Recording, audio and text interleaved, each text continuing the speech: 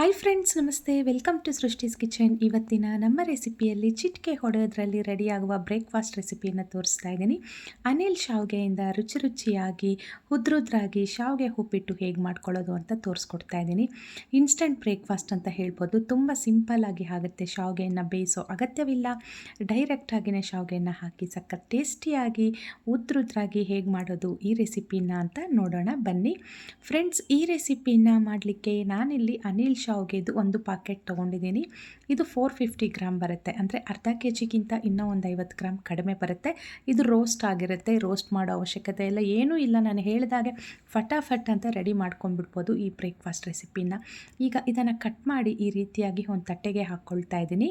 ಈ ರೀತಿ ಮುದ್ದೆ ಇರುತ್ತೆ, ಅದನ್ನೆಲ್ಲ ಕೈಯಿಂದ ಈ ರೀತಿಯಾಗಿ ನಿಧಾನಕ್ಕೆ ಬಿಡಿಸ್ಕೊಂಡು ಶಾವಿಗೆನ ರೆಡಿ ಮಾಡಿಟ್ಟು ಒಂದು ತಟ್ಟೆಗೆ ಹಾಕಿಟ್ಕೊಳ್ಳಿ. ಈಗ ಒಗ್ಗರಣೆಗೆ ಸ್ಟವ್ ಮೇಲೆ ಇಲ್ಲಿ ಒಂದು ಬಾಣಲಿ ಇಟ್ಟಿದ್ದೀನಿ. ಇದಕ್ಕೆ 2 ಟೇಬಲ್ ಸ್ಪೂನಷ್ಟು ಎಣ್ಣೆಯನ್ನು ಸೇರಿಸ್ಕೊಳ್ತಾ ಇದ್ದೀನಿ. ಎಣ್ಣೆ ಚೆನ್ನಾಗಿ ಬಿಸಿ ಆದಮೇಲೆ ಇದಕ್ಕೆ ಸ್ವಲ್ಪ ಕಡಲೆ ಬೀಜನ ಸೇರಿಸ್ಕೊಂಡು ಅದನ್ನು ಸ್ವಲ್ಪ ಚೆನ್ನಾಗಿ ಫ್ರೈ ಮಾಡ್ಕೊಳ್ಳೋಣ. ಈ ರೀತಿ ಕಡಲೆ ಬೀಜನ ಚೆನ್ನಾಗಿ ಫ್ರೈ ಮಾಡಿಕೊಂಡು ಅದನ್ನು ಪಕ್ಕಕ್ಕೆ ತೆಗೆದಿಟ್ಕೊಂಡು ಕೊನೆಯಲ್ಲಿ ಸೇರಿಸೋದ್ರಿಂದ ನಾವು ತಿನ್ನೋವಾಗ ಬಾಯಿಗೆ ರುಚಿಯಾಗಿರುತ್ತೆ. ಒಂದು ವೇಳೆ ಕಡಲೆ ಬೀಜ ನಿಮ್ಗೆ ಇಷ್ಟ ಇಲ್ಲ ಅಂದರೆ ಇದನ್ನು ಸ್ಕಿಪ್ ಮಾಡ್ಕೋಬೋದು. ಈ ರೀತಿಯಾಗಿ ಒಳ್ಳೆ ಗೋಲ್ಡನ್ ಬ್ರೌನ್ ಕಲರ್ ಬರೋವರೆಗೂ ಫ್ರೈ ಮಾಡಿಕೊಂಡು ಪಕ್ಕಕ್ಕೆ ತೆಗೆದಿಟ್ಕೊಳ್ಳಿ. ಈಗ ಅದೇ ಎಣ್ಣೆಗೆ 1 ಸ್ಪೂನಷ್ಟು ಸಾಸಿವೆ, ಉದ್ದಿನಬೇಳೆ ಹಾಗೆಯೇ ಕಡಲೆಬೇಳೆಯನ್ನು ಇದಕ್ಕೆ ನಾನು ಸೇರಿಸ್ಕೊಳ್ತಾ ಇದ್ದೀನಿ. ಹಾಗೆ ಒಂದು 10ರಿಂದ 15 ಗೋಡಂಬಿಗಳನ್ನು ಸಹ ಹಾಕ್ಕೊಳ್ತಾ ಇದ್ದೀನಿ. ಈಗ ಇದನ್ನೆಲ್ಲ ಸ್ವಲ್ಪ ಚೆನ್ನಾಗಿ ಫ್ರೈ ಮಾಡ್ಕೊಳ್ಳೋಣ. ಇದೆಲ್ಲ ಫ್ರೈ ಆದಮೇಲೆ ಉದ್ದ ಸೀಳಿಟ್ಕೊಂಡಿರೋ ಅಂಥದ್ದು ದೊಡ್ಡ ಸೈಜ್ದು ಒಂದು ಈರುಳ್ಳಿನ ಬಳಸ್ಕೊಳ್ತಾ ಇದ್ದೀನಿ. ಈರುಳ್ಳಿನ ಹಾಕಿ ಸ್ವಲ್ಪ ಚೆನ್ನಾಗಿ ಫ್ರೈ ಮಾಡ್ಕೋಬೇಕು. ಒಂದು 8ರಿಂದ 10 ಹಸಿಮೆಣಸಿನ್ಕಾಯಿನೂ ಸಹ ಸೇರಿಸ್ಕೊಳ್ತಾ ಇದ್ದೀನಿ, ಉದ್ದ ಸೀಳಿಟ್ಟಿರೋವು. ಈಗ ಇವೆರಡು ಚೆನ್ನಾಗಿ ಫ್ರೈ ಆದಮೇಲೆ ಇದಕ್ಕೆ ಈಗ ಒಂದು ಟೊಮ್ಯಾಟೋನ ಸಹ ಸೇರಿಸ್ಕೊಳ್ಳೋಣ. ಟೊಮ್ಯಾಟೊನೂ ಅಷ್ಟೇ ಸಣ್ಣದಾಗಿ ಹಚ್ಚಿಟ್ಕೊಂಡಿದ್ದೀನಿ, ಚೆನ್ನಾಗಿ ಹಣ್ಣಾಗಿರೋವಂಥ ಟೊಮೆಟೊ. ಈಗ ಸ್ವಲ್ಪ ಕರಿಬೇವು ಸೊಪ್ಪನ್ನು ಸಹ ಸೇರಿಸಿ ಇದನ್ನೆಲ್ಲ ಸ್ವಲ್ಪ ಚೆನ್ನಾಗಿ ಫ್ರೈ ಮಾಡಿಕೊಂಡು ಈಗ ಇದಕ್ಕೆ ಸ್ವಲ್ಪ ತರಕಾರಿಗಳನ್ನು ಹಾಕ್ಕೊಳ್ಳೋಣ. ಮೊದಲಿಗೆ ಇಲ್ಲಿ 1 ಕಪ್ಪಷ್ಟು ಹಸಿ ಬಟಾಣಿಯನ್ನು ಸೇರಿಸ್ಕೊಳ್ತಾ ಇದ್ದೀನಿ.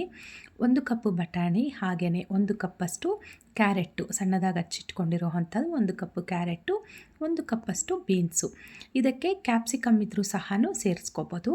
ಈಗ ಇಷ್ಟು ತರಕಾರಿಗಳನ್ನೆಲ್ಲ ಹಾಕಿದ್ಮೇಲೆ ಸ್ವಲ್ಪ ಚೆನ್ನಾಗಿ ಇದನ್ನು ಎಣ್ಣೆಯಲ್ಲಿ ಫ್ರೈ ಮಾಡ್ಕೊಳ್ಳೋಣ.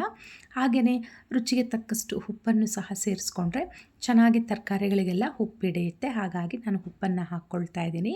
ಈಗ ಇದೆಲ್ಲ ಸ್ವಲ್ಪ ಚೆನ್ನಾಗಿ ಫ್ರೈ ಮಾಡಿಕೊಂಡು ಲಿಡ್ ಕ್ಲೋಸ್ ಮಾಡೋಣ. ಸ್ವಲ್ಪ ತರಕಾರಿಗಳೆಲ್ಲ ಚೆನ್ನಾಗಿ ಬೇಯಲಿ.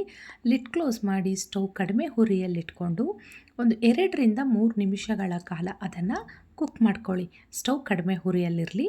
ಈಗ ನಾನು ಲಿಡ್ ಓಪನ್ ಮಾಡಿ ತೋರಿಸ್ತಾ ಇದ್ದೀನಿ ನೋಡಿ, ತರಕಾರಿಗಳೆಲ್ಲ ಚೆನ್ನಾಗಿ ಬೆಂದಿರುತ್ತೆ. ಈಗ ಇದಕ್ಕೆ ನೀರನ್ನು ಹಾಕಲಿಕ್ಕೆ ನಾನಿಲ್ಲಿ ನಿಮಗೆ ಒಂದು ಗ್ಲಾಸನ್ನು ತೋರಿಸ್ತೀನಿ. ಇದು 1/4 ಲೀಟ್ರ್ ಹಿಡಿಯೋ ಅಂಥ ಗ್ಲಾಸ್ ಇದು. ಈ ಗ್ಲಾಸಲ್ಲಿ ನಾನು ಒಂದು 2 ಗ್ಲಾಸಷ್ಟು ನೀರನ್ನು ಸೇರಿಸ್ಕೊಳ್ತಾ ಇದ್ದೀನಿ. ಈ ಶಾವಿಗೆ ಬೇಯಲಿಕ್ಕೆ ಹೆಚ್ಚಿನ ಸಮಯ ತೊಗೊಳ್ಳಲ್ಲ, ಹಾಗಾಗಿ ನೀರನ್ನು ನೋಡಿಕೊಂಡು ಹಾಕ್ಕೋಬೇಕು. 450 ಗ್ರಾಮ್ ಇತ್ತಲ್ವ ಶಾವಿಗೆ, ಅದರಲ್ಲಿ ಜಸ್ಟ್ ನಾನು ಒಂದು 50 ಗ್ರಾಮಷ್ಟು ಉಳಿಸಿದ್ದೀನಿ. ಮಿಕ್ಕಿದ ಶಾವಿಗೆಯನ್ನು ಹಾಕ್ಕೊಳ್ತಾ ಇದ್ದೀನಿ. ಅಂದರೆ 1/4 ಲೀಟ್ರ್ ಇಡಿಸೋವಂಥ ಗ್ಲಾಸಲ್ಲಿ 2 ಗ್ಲಾಸಷ್ಟು ನೀರನ್ನು ಸೇರಿಸ್ಕೊಂಡಿದ್ದೀನಿ. ಈಗ ನೀರು ಚೆನ್ನಾಗಿ ಕುದಿ ಬರಲಿ. ಕುದಿ ಬಂದ ಮೇಲೆ ಈಗ ಲಿಡ್ ಓಪನ್ ಮಾಡಿ ತೋರಿಸ್ತಿದ್ದೀನಿ. ಈಗ ಸ್ಟವ್ ಕಡಿಮೆ ಹುರಿಗೆ ಇಟ್ಕೊಳ್ಳಿ. ಸ್ಟವ್ ಕಡಿಮೆ ಹುರಿಗೆ ಇಟ್ಕೊಂಡು ಇದಕ್ಕೆ ಶಾವಿಗೆಯನ್ನು ಹಾಕ್ಕೊಳ್ಳೋಣ. ಇದಕ್ಕೆ ಹೆಚ್ಚಿನ ನೀರು ಬೇಕಾಗಿಲ್ಲ. ನಮಗೆ ಇಲ್ಲಿ ಶಾವಿಗೆ ಮುಳುಗುವಷ್ಟು ಇದ್ದರೆ ಸಾಕು. ನಾವು ಸ್ಟವ್ ಸಿಮ್ಮಲ್ಲಿಟ್ಟು ಲಿಡ್ ಕ್ಲೋಸ್ ಮಾಡಿದ್ರೆ ಕರೆಕ್ಟಾಗಿ ಬೆಂದಿರುತ್ತೆ, ಉದ್ರುದ್ರಾಗಿ ಸೂಪರಾಗಿ ಬರುತ್ತೆ. ಒಂದು ವೇಳೆ ನೀರು ಏನಾದರೂ ಸ್ವಲ್ಪ ಹೆಚ್ಚಾದರೆ ಉದ್ರುದ್ರಾಗಿ ಖಂಡಿತವಾಗ್ಲೂ ಬರಲ್ಲ.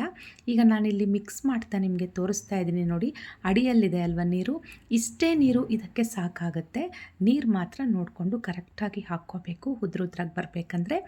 ಈ ಶಾವಿಗೆ ಉಪ್ಪಿಟ್ಟು ಉದ್ರುದ್ರಾಗಿ ಬಂದ್ರೇ ನೋಡಲಿಕ್ಕೂ ಸಹ ತುಂಬ ಚೆನ್ನಾಗಿರೋದು, ತಿನ್ನಲಿಕ್ಕೂ ಸಹ ರುಚಿಯಾಗಿರೋದು. ಈಗ ಎಲ್ಲ ಚೆನ್ನಾಗಿ ಮಿಕ್ಸ್ ಮಾಡ್ಕೊಳ್ತಾ ಇದ್ದೀನಿ. ನೀವು ನೋಡ್ತಾ ಇರ್ಬೋದು, ಮಿಕ್ಸ್ ಮಾಡ್ತಾನೆ ಅದರದ್ದು ಕ್ವಾಂಟಿಟಿ ಅನ್ನೋದು ಹೇಗೆ ಕೆಳಗಡೆ ಅಂದರೆ ಡೌನ್ಗೆ ಆಗ್ತಾ ಇದೆ. ಈಗ ಇದಕ್ಕೆ ನಾವು ಮೊದಲಿಗೆ ಹುರಿದಿಟ್ಕೊಂಡಿದ್ವಲ್ಲ ಕಡಲೆಕಾಯಿ ಬೀಜ, ಅದನ್ನು ಸಹ ಸೇರಿಸ್ಕೊಂಡು ಒಮ್ಮೆ ಎಲ್ಲ ಚೆನ್ನಾಗಿ ಮಿಕ್ಸ್ ಮಾಡಿಕೊಂಡು ಲಿಡ್ ಕ್ಲೋಸ್ ಮಾಡಿ ಸ್ಟವ್ ಕಡಿಮೆ ಹುರಿಯಲ್ಲಿಟ್ಕೊಂಡು ಒಂದು 2 ರಿಂದ 3 ನಿಮಿಷಗಳ ಕಾಲ ಕುಕ್ ಮಾಡಿಕೊಂಡ್ರೆ ಸಾಕು. ಉದ್ರುದ್ರಾಗಿರೋವಂಥ ಅನಿಲ್ ಶಾವ್ಗೆಯಿಂದ ಮಾಡಿರೋ ಉಪ್ಪಿಟ್ಟಿಲ್ಲಿ ಸವಿಯಲು ಸಿದ್ಧವಾಗುತ್ತೆ. ಈಗ ನೀವು ನೋಡ್ತಾ ಇರ್ಬೋದು, ನಾನು ಮಿಕ್ಸ್ ಮಾಡಿ ತೋರಿಸ್ತೀನಿ ನಿಮಗೆ. ಎಷ್ಟು ಚೆನ್ನಾಗಿ ಬಂದಿದೆ ಅಂದರೆ ಉದ್ರುದ್ರಾಗಿದೆ. ಕೆಲವರು ಇದಕ್ಕೆ ಅರಿಶಿನ ಪುಡಿನ ಹಾಕ್ಕೊಳ್ತಾರೆ. ಇಷ್ಟ ಇದ್ದರೆ ಅರಿಶಿನ ಪುಡಿನ ಒಗ್ಗರಣೆಗೆಲ್ಲ ಬೇಯಿಸ್ಕೊಳ್ತಿದ್ವಲ್ಲ ತರಕಾರಿಗಳು, ಆವಾಗ ನೀವು ಹಾಕ್ಕೋಬೋದು. ನನಗೆ ಶಾವಿಗೆ ಉಪ್ಪಿಟ್ಟು ಈ ರೀತಿ ವೈಟ್ ಆಗಿರೋದೇ ಇಷ್ಟ ಆಗುತ್ತೆ. ಅರಿಶಿನ ಹಾಕಿದ್ರೆ ಸ್ವಲ್ಪ ಎಲ್ಲೋ ಬರುತ್ತೆ ಅಷ್ಟೇ, ಬೇರೆ ಏನಿಲ್ಲ. ಅದಕ್ಕೆ ನಾನು ಹಾಕ್ಕೊಳ್ಳೋದಿಲ್ಲ. ನನಗೆ ಈ ರೀತಿ ವೈಟ್ ಕಲರ್ ಶಾವಿಗೆ ಉಪ್ಪಿಟ್ಟು ತುಂಬ ಇಷ್ಟ. ಈಗ ಎಲ್ಲ ಮಿಕ್ಸ್ ಮಾಡ್ಕೊಳ್ತಾ ಇದ್ದೀನಿ. ಈಗ ಕೊನೆಯಲ್ಲಿ ಸಣ್ಣದಾಗಿ ಹಚ್ಚಿಟ್ಕೊಂಡಿರೋ ಕೊತ್ತಂಬರಿ ಸೊಪ್ಪಿಂದ ಗಾರ್ನಿಷ್ ಮಾಡ್ಕೋಬೋದು, ಅಥವಾ ನೀವು ತಟ್ಟೆಗೆ ಬಡಿಸ್ಕೊಳ್ತಿರಲ್ಲ ಆಗಲೂ ಸಹ ಗಾರ್ನಿಷ್ ಮಾಡಿಕೊಂಡ್ರೆ ಕೊತ್ತಂಬರಿ ಸೊಪ್ಪು ಫ್ರೆಶ್ ಆಗಿ ಹಾಗೆ ಕಾಣಿಸ್ತಾ ಇರುತ್ತೆ. ಈಗ ಪ್ಲೇಟ್ಗೆ ತೆಗೆದು ತೋರಿಸ್ತಾ ಇದ್ದೀನಿ ನೋಡಿ, ಎಷ್ಟು ಉದ್ರುದ್ರಾಗಿ ಮಧ್ಯದಲ್ಲಿ ತರಕಾರಿಗಳೆಲ್ಲ ಎಷ್ಟು ಕಲರ್ಫುಲ್ಲಾಗಿ ಆರೆಂಜು ಗ್ರೀನು ಎಷ್ಟು ಚೆನ್ನಾಗಿ ಕಾಣಿಸ್ತಿದೆ ಅಲ್ವಾ. ತಿನ್ನಲಿಕ್ಕೂ ಸಹ ಅಷ್ಟೇ ಟೇಸ್ಟಿಯಾಗಿರುತ್ತೆ. ಕೆಲವರು ಇದನ್ನು ಚಟ್ನಿ ಒಟ್ಟಿಗೆಲ್ಲ ತಿನ್ನಲಿಕ್ಕೆ ಇಷ್ಟಪಡ್ತಾರೆ. ನಿಮಗೆ ಒಂದು ವೇಳೆ ಚಟ್ನಿ ಇಷ್ಟ ಆದರೆ ಕಾಯಿ ಚಟ್ನಿ ಒಟ್ಟಿಗೆ ಸವಿಬೋದು. ನೋಡಿ, ನಾನು ಕೊನೆಯಲ್ಲಿ ಕೊತ್ತಂಬರಿ ಸೊಪ್ಪನ್ನು ಸೇರಿಸ್ಕೊಳ್ತಾ ಇದ್ದೀನಿ. ಈ ರೆಸಿಪಿ ನಿಮ್ಗೆ ಇಷ್ಟ ಆಗಿದ್ದಲ್ಲಿ ಲೈಕ್ ಮಾಡಿ, ಶೇರ್ ಮಾಡಿ, ಹಾಗೆ ಸಬ್ಸ್ಕ್ರೈಬ್ ಮಾಡಿ. ಯಾರೆಲ್ಲ ಫಸ್ಟ್ ಟೈಮ್ ಸೃಷ್ಟಿಸ್ ಕಿಚನ್ ಚಾನಲ್ನ ನೋಡಿದ್ದೀರಾ, ಸಬ್ಸ್ಕ್ರೈಬ್ ಆಗೋದು ಮಾತ್ರ ಮರಿಬೇಡಿ. ಸ್ವಲ್ಪ ಹೀಗೆ ಸಪೋರ್ಟ್ ಮಾಡ್ತಾಯಿರಿ ಫ್ರೆಂಡ್ಸ್. ಶುಭ ದಿನ.